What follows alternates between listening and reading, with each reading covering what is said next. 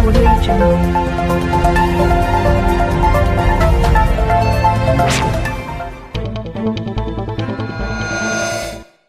राज्य में 36 घंटा लगी रहिबो वर्षा 10 और 11 रे घन कुहुड़ी संभावना 4 दिन पर येलो वार्निंग जारी आसंतु जानिबा यार संपूर्ण रिपोर्ट।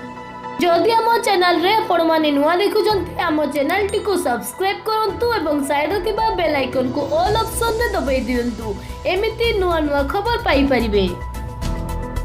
2 दिन धरी सारा ओडिसा रे वर्षा लगी रहिछि केउटी स्वल्प तो आउ केउटी मध्यम धरणर वर्षा हेउछि एभली स्थिति आहुरी 36 घंटा धरी लगी रहिबो। बिहार और एहार संलग्न अंचल एक घूर्णिबलय रही एथिसह उत्तर आंध्र प्रदेश और संलग्न आभ्यंतरीण ओडिशा उपरे थिबा घूर्णिबलय आज कम चिन्हित होईछि। एही दुई घूर्णिबलय प्रभाव में आसंता 9 तारिख अपराह्न जाए ओडिशार प्रबल वर्षा हेबार संभावना रही।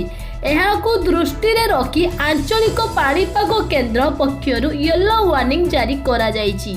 सेहीपरि चाषी को सतर्क करा जिबा सह स्थिति उपरे दृष्टि रखिबाकु जिल्लापाल माननकु परामर्श दिया जायछि। एथिसह 10 और 11 तारिख रे केतेक जिल्ला रे घन कुहुड़ी हेबार संभावना रहिछि। पाणीपाग केन्द्रर पूर्वानुमान अनुसार 8 तारिख पूर्वाह्न सुधा जगतसिंहपुर पुरी गंजाम और संबलपुर जिल्लार अधिकांश स्थान में प्रबल वर्षा हेब। सोनपुर बौद्ध अनुगुल संबलपुर केतक स्थान में घूर्णिझड़ होई पारे।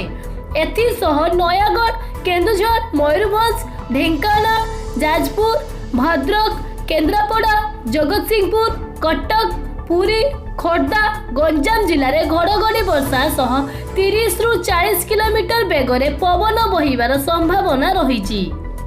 सेहीपरि 8 तारिख पूर्वाह्न 9 तारिख पूर्वाह्न मध्य रायगड़ा गजपति पुरी गंजाम कंधमाल और नयागढ़ जिलार किछि स्थान में वज्रपात 30 रु 40 किलोमीटर बेगरे पवन बहिब। एही समय मध्य सुंदरगढ़ केन्दुझर झारसुगुड़ा संबलपुर और बलांगीर जिले में घन कुहुड़ी लगी रहिबो। रास्ता घाट ठीक भावे दृश्यमान हेबो नाही।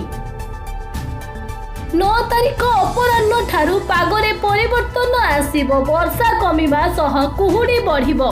राज्यर अधिकांश स्थान में घन कुहुड़ी हेबाकु थिबारु येलो वार्निंग दिया जायछि।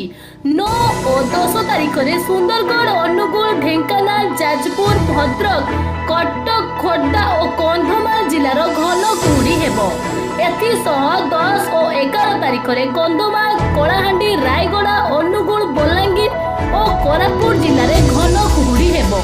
तेणु सतर्कता अवलंबन करने गाड़ी चालकों परामर्श दिया जायछि। आसंता 2 दिन जाए रातिर सर्वनिम्न तापमात्रा सेभली परिवर्तन हेब नाही।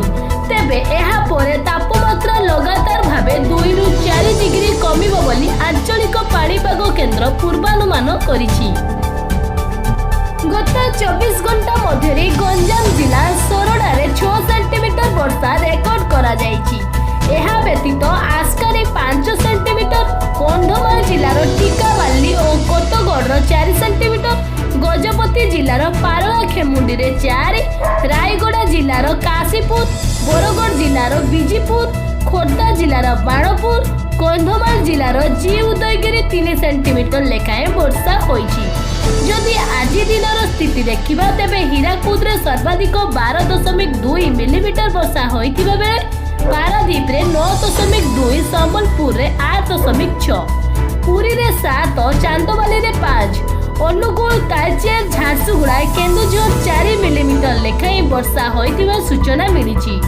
अन्य स्थान गुड़िकरे स्वल्परु मध्यम धरणर वर्षा होइथिबा पाणीपाग केन्द्र सूचना दैछन्ति।